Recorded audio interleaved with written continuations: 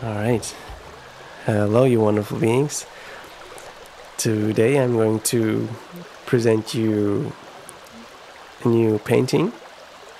This is a painting from a series of different paintings where someone is basically journeying through a river.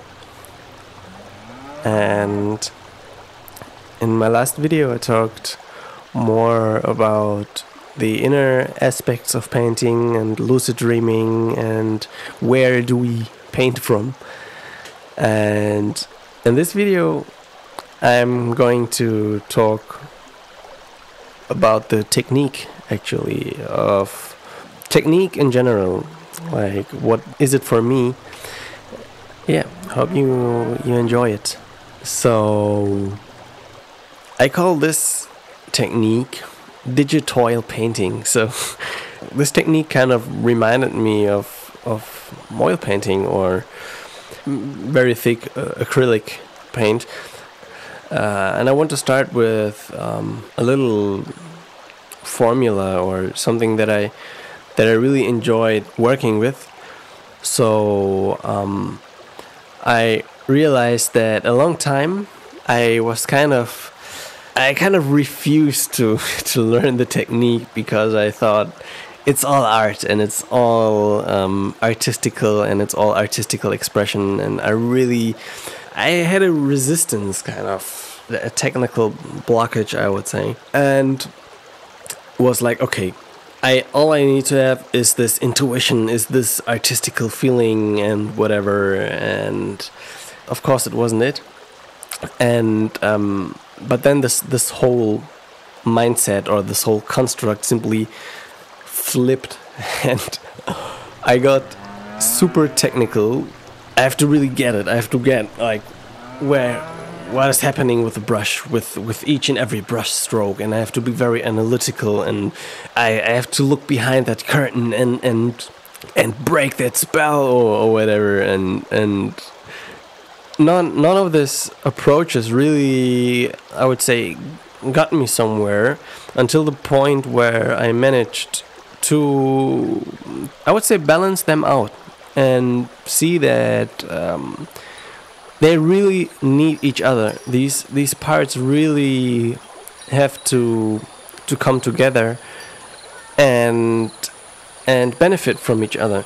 So I made this I would say a little formula for myself, that art needs technique to be realized, and technique needs art to be utilized.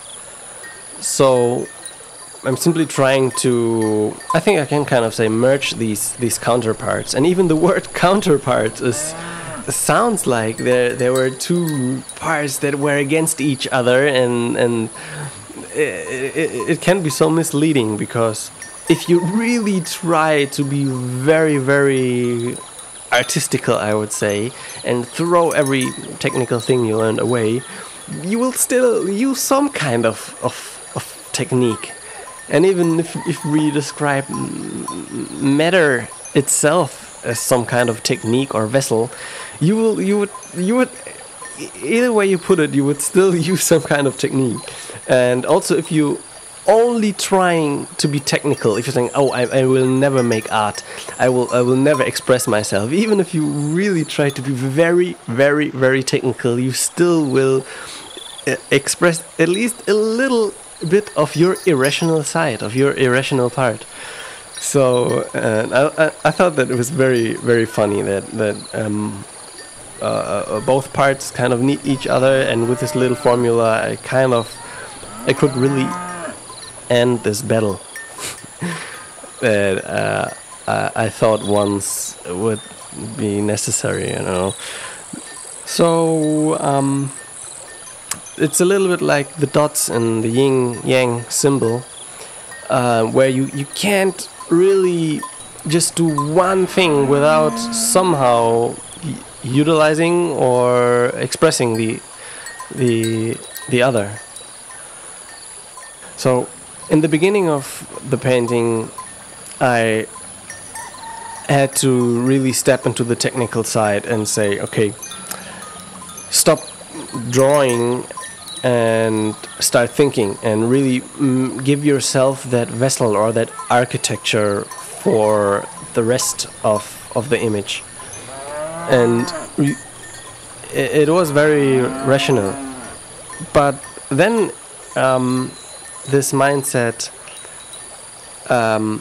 flips, and I really like to use this metaphor or analogy of this flipping. For example, when I had my very, I would say, artistical period of being, I kind of got stuck in that artistical set until it heavily flipped. And when it flipped, I got stuck on the other side, on the technical side. I was basically residing in one of these sides for a very long time. But this flipping from a technical perspective to the irrational or the artistical can happen within minutes or even within seconds during a painting. You don't have to spend years in in either of those sides.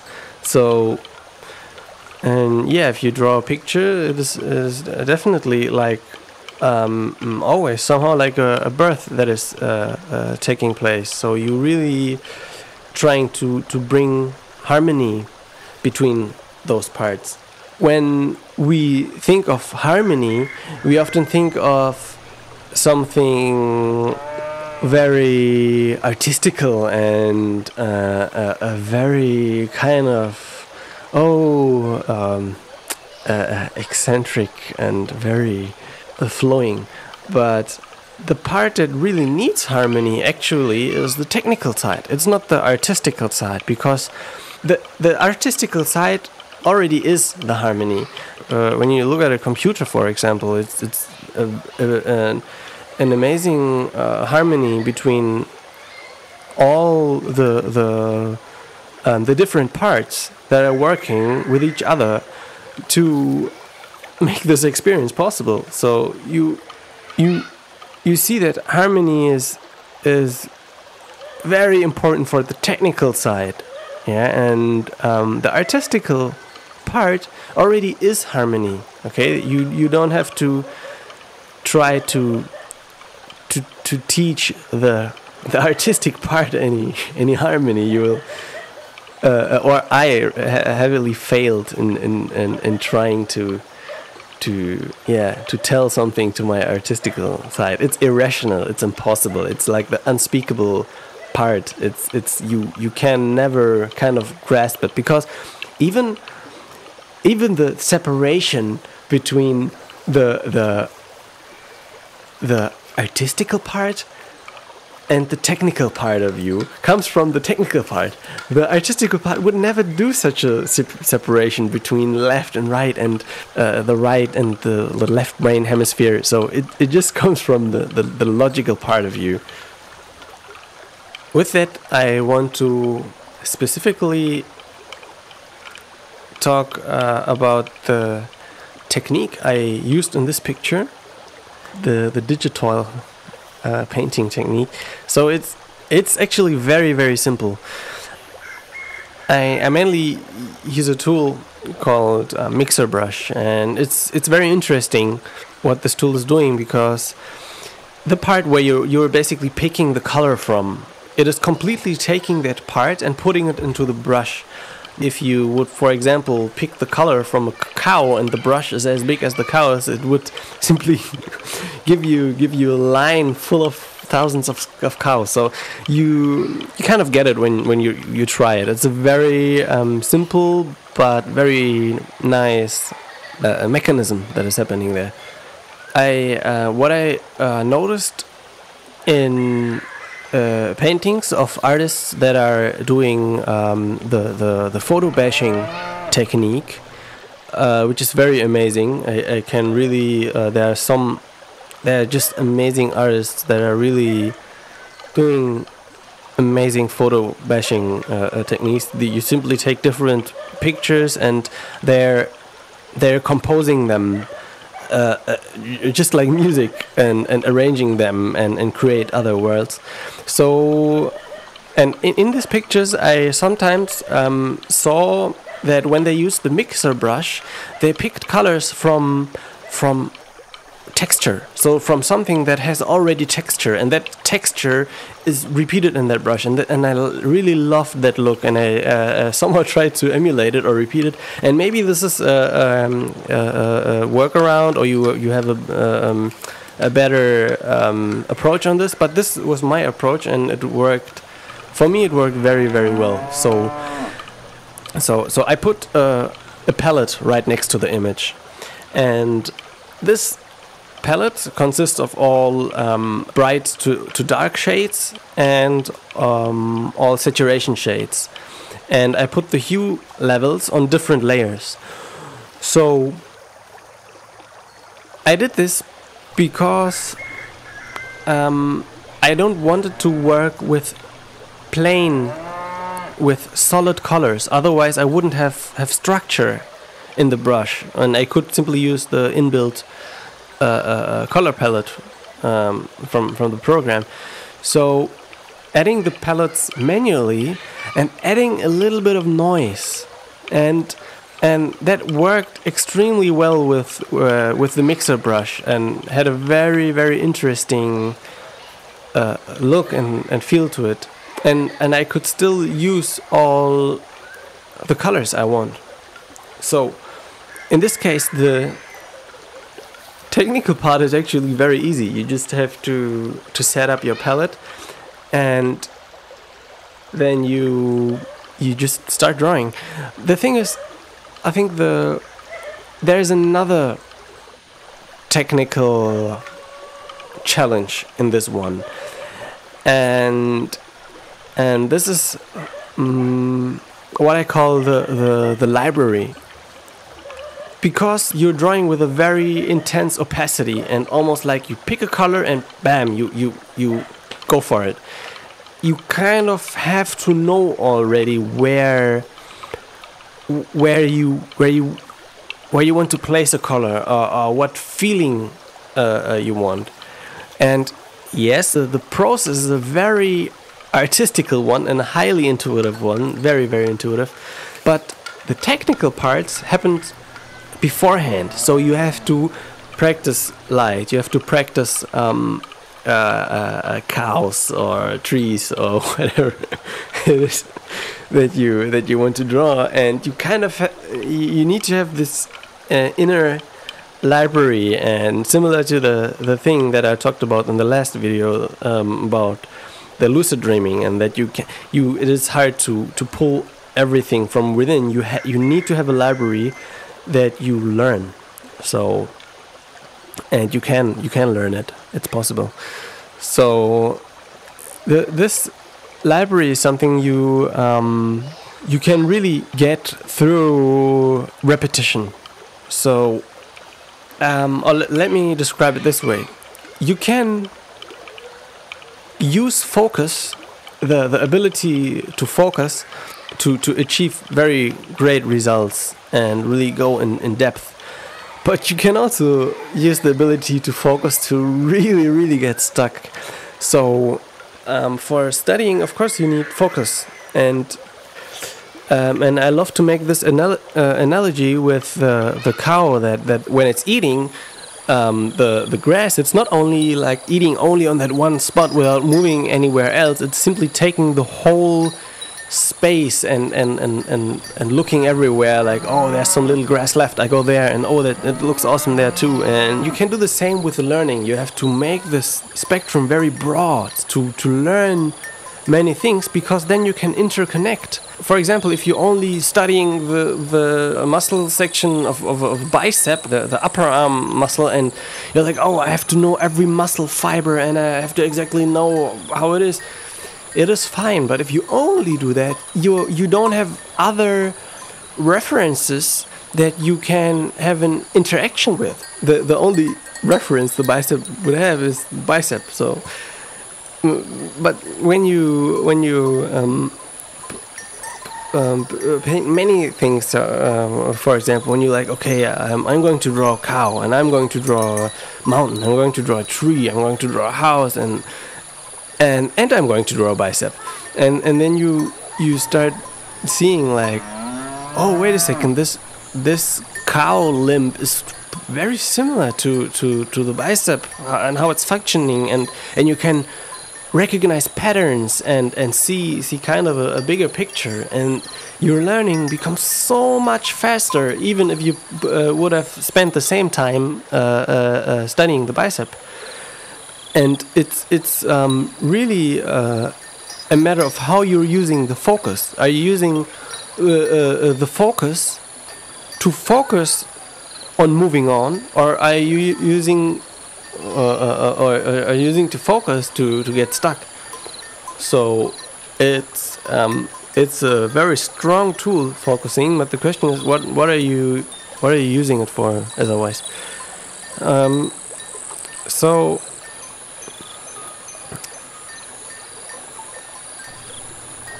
the intuitive part is really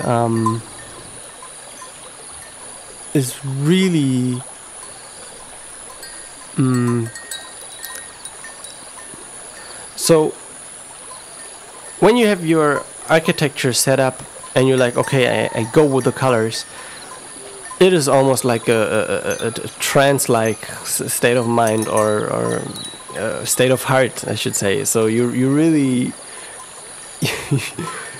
you just, I don't know, you just jump in and pour the colors in the vessel that you previously created. So it's you really stop thinking and start to switch on your perception and be like, okay, I'm just watching myself putting this colors on here, and I'm not judging anything. I'm just letting it flow. And then being able to make this flip out of this situation, to say like, okay, but now I can also go back to the technical side and really technically start the construction again. Like, okay, where is this light coming from? How is it bouncing? How is it, like, just the things that are that you're not afraid to flip every time you have to go out of one of these sites. It is really like when you have to go to work in the morning and you don't want to, when you're in the technical side and you're like, oh, okay, I understand everything, it's constructed well, and I have a nice overview, and it's very nice, and everything is structured. And then there's the artistical side being, okay, now I wanna just like mess it all up again and put my colors in, and the technical part is like, oh no, really, man, I just structured everything so well, and man, you're kind of like getting up. And on the other hand, it's the same thing, like when you're just in the flow and your colors are just pouring out, and you're like, wow, it's working, and then your technical side is calling and is like, yeah, we have to put a little structure in here, right? And your artistical part is just like, what, structure? No way. It's awesome like it is. I don't need structure. It's so being able to flip from the one to the other side in multiple times. This is really a big it was a big energy save. Of course, you can't save energy, but I think I think you get what I mean. That a conflict ends, a battle inside of you really ends, where you say, okay, the other side is calling. I'm doing it. I'm switching. And I think it is very, very fascinating, because when you think that the more irrational, or the more you want to resonate with that irrational part of you, the more complex and efficient your technique has to become, or the more harmony there has to be in your technique. When you look at the body, for example, it is just what is it holding that it has to be so complex. So it's very magical. So and to kind of find your